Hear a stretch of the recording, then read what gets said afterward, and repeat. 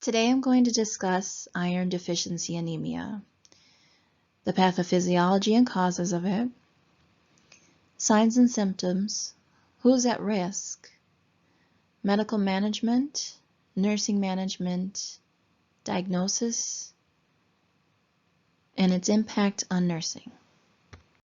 Iron deficiency anemia falls under the category of hypoproliferative anemias. What are hypoproliferative anemias? They're anemias that are the result of a decreased production of red blood cells from the bone marrow. The cause can be as common as iron deficiency to rarer conditions such as those of bone marrow failure syndromes. It's distinguishable from anemia secondary to blood loss by an abnormally low amount of reticulocytes. Pathophysiology of iron deficiency. It occurs when the body's store of iron has dwindled down to the point of no iron available for hemoglobin production due to blood loss, inadequate dietary consumption, impaired absorption, and increased demand. The lack of iron means the body cannot produce enough hemoglobin, preventing red blood cells from carrying oxygen. Oxygen then cannot be carried adequately throughout the body. Iron deficiency leads to microcytic hypochromic anemia on peripheral blood smears. Who is at risk for iron deficiency anemia? Iron deficiency anemia is the most common anemia for all age groups and most common throughout the world. Those at risk are those who live in developing countries, those who practice vegetarian diets, and those who suffer from blood loss.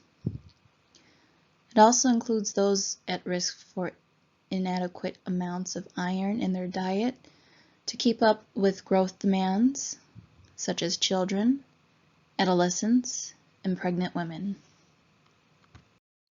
Iron deficiency in premenopausal women is due to menorrhagia and a pregnancy with an insufficient iron supplementation.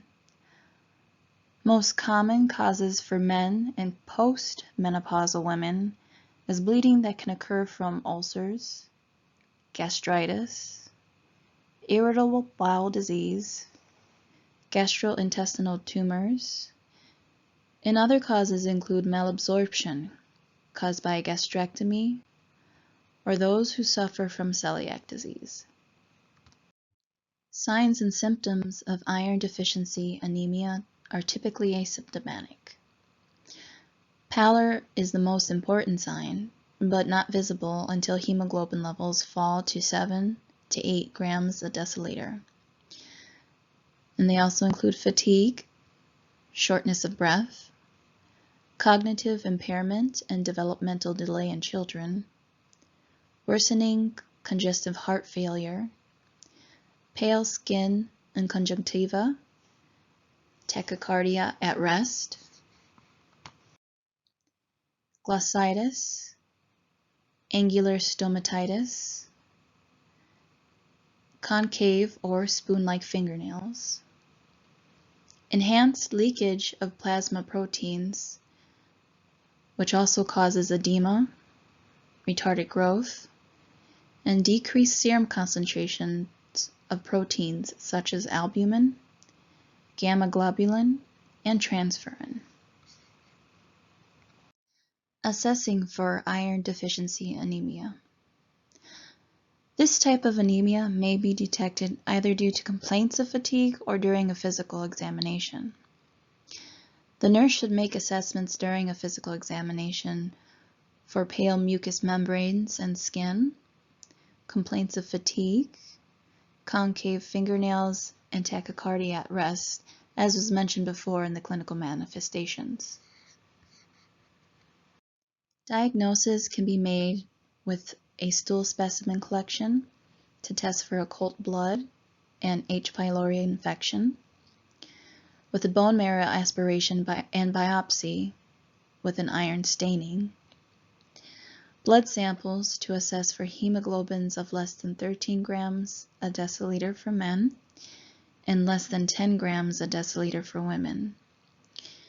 Size and color of red blood cells, hematocrit levels, overall hemoglobin levels, and serum levels of ferritin, iron, and transferrin.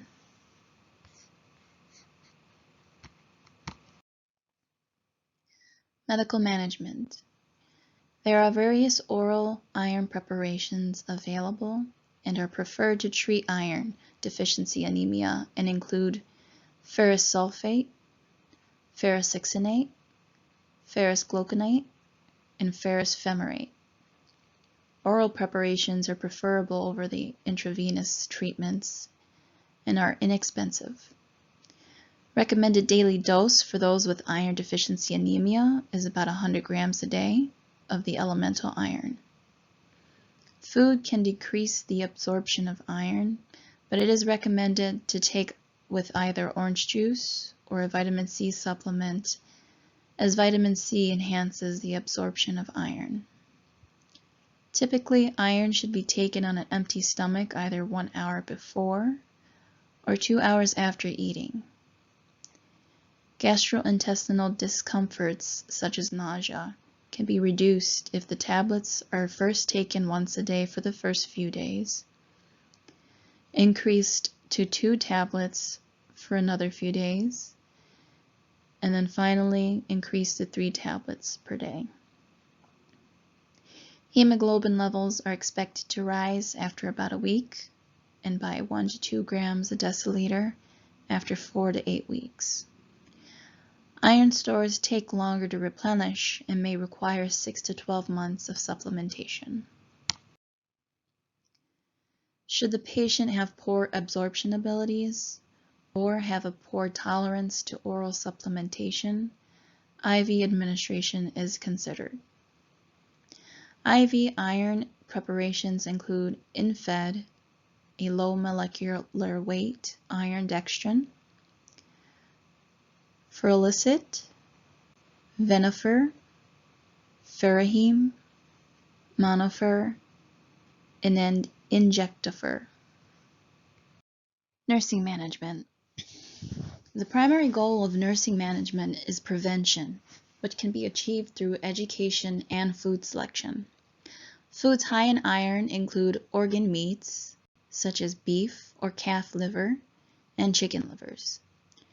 Red meats, beans like black beans, pinto beans, refried beans for the win, and garbanzo beans. Leafy green vegetables, raisins, and molasses.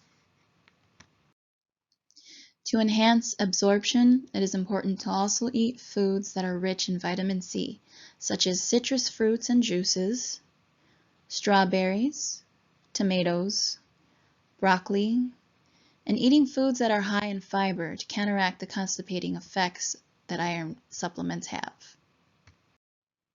The nurse assists the patient in selecting a healthy diet and refers them to a registered dietitian, especially when the patient practices a vegetarian diet or a past history of practicing fad diets. Encouragement should be given to continue the use of the iron supplements for as long as needed, even after symptoms have abated. Due to the uncomfortable side effects of iron supplementation, the nurse assists in managing the symptoms associated with it. Advise the patient to take their iron supplements on an empty stomach 1 hour before their meals. Monitor closely when the IV preparations are used, as hypersensitivity is a risk with the parenteral form of iron. Iron deficiency anemia's impact on nursing. As this is the most common type of anemia in all age groups and in the world, every patient should be screened. Anemia could be a sign of gastrointestinal cancer or uterine fibroid tumors. As the population ages, the increase in cardiac disorders increases, and so does the use of medications that decrease the body's ability to clot. This increases the risks for GI bleeds as well. which is a common cause of iron deficiency. In every pregnant woman, there is the risk for iron deficiency both due to an increase in demand for the fetus and to an inadequate dietary consumption. There is also potential risk for iron deficiency for every menstruating woman. Many of who we care for are of a lower economic status and likely lack education of and access to adequate sources of iron-rich foods or foods that prevent diseases that require the use of antiplatelet therapy. There is also a rise in obesity, and many opt for the gastric bypass surgery. This increases the risk of malabsorption issues regarding iron as well.